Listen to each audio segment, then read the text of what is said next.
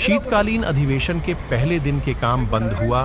आज विपक्ष का शुरू से आक्रामक रहा शुरुआत। हंगामों से शुरू हुआ। सरकार की तरफ से 5 शासकीय बिल पटल पर रखे गए।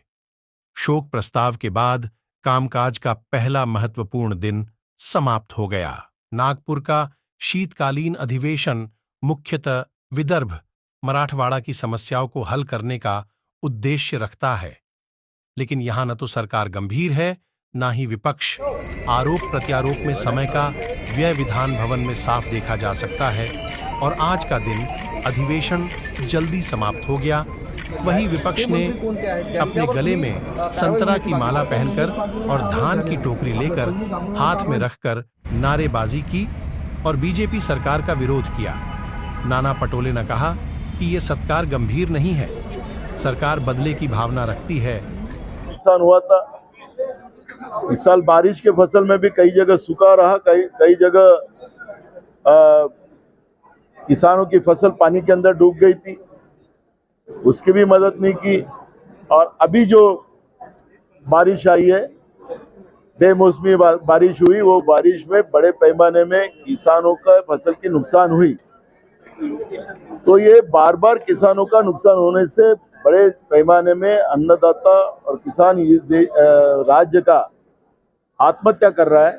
और इसलिए आज हमने एक स्थगन लाया था और स्थगन के आधार पर सरकार को हम जवाब पूछना चाहते थे, लेकिन सरकार ने जवाब देने की जगह झूठ की बातें वहां रखी, झूठ का पिटारा वहां पे खोला और किसानों को मदद न देने की व्यवस्था हमने घोषणा तो की है, लेकिन मदद अभी तक नहीं मिली और उससे किसानों की बड़े पैमाने में आत्महत्या यहाँ पे हो रही है। हमारी आज भूमिका ये थी कि आज कोई कामकाज था नहीं, तो सरकार ने इसके ऊपर चर्चा करना चाहिए और तुरंत किसानों को मदद देना चाहिए।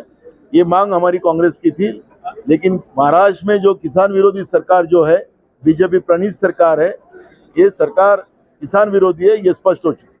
सरकार में शामिल हुए आशीष जायसवाल ने कहा, 2-3 दिन से बारिश शुरू है, किसानों का नुकसान हो रहा है। हमने सरकार से मांग कर रहे हैं कि किसानों की समस्या है, जल्द से जल्दी उनको मुआवजा दे। हम सब लोगों ने, विशेष रूप से हम लोग जो भंडारा गोंदिया और नागपुर जिले का कुछ भाग है वो धान का है, पैडी बेल्ट है, उस पैडी बेल्ट में 3-4 दिन पूर्व हुए बरसात में कुछ नुकसान हुआ था, लेकिन कल के बारिश से पूरी तरह से फसल चौपट हो चुकी है। धान के अलावा अन्य क्रॉप का भी बहुत नुकसान हुआ है, इसीलिए पंचनामा न करते हुए सरसकट नुकसान भरपाई दी जाए और सरकार किसान के बाजू से खड़ी है। सरकार ने पिछले साल 15,000 रुपये हेक्टर, 2 हेक्टर तक का बोनस दिया था, उस हेक्टर के मर्यादा में बढ़ो और जो 15,000 रुपये का जो बोनस की जो लिमिट थी उसमें भी कुछ प्रमाण में बढ़ोतरी हो, ऐसे हम सरकार से विनती कर रहे हैं। और हमें पूर्ण विश्वास है कि हम सब विधायकों के प्रयास से सरकार संवेदनशील है, किसान के प्रति सरकार का रवैया बहुत सकारात्मक है और धान उत्पादक किसान को न्याय देने वाली सरकार है। इसलिए हम तीनों पार्टी के लोग सरकार से विनती कर रहे हैं कि किसी भी तरह से इस अधिवेशन में ज्यादा से ज्यादा मदद धान उत्पादक किसान और विदर्भ के जिन किसानों का नुकसान हुआ है, अन्य क्रॉप का भी जो नुकसान हुआ है, उसकी नुकसान भरपाई सरकार जल्द से जल्द सरसकट जाहिर करे। नागपुर से रीता खरेतिया की रिपोर्ट।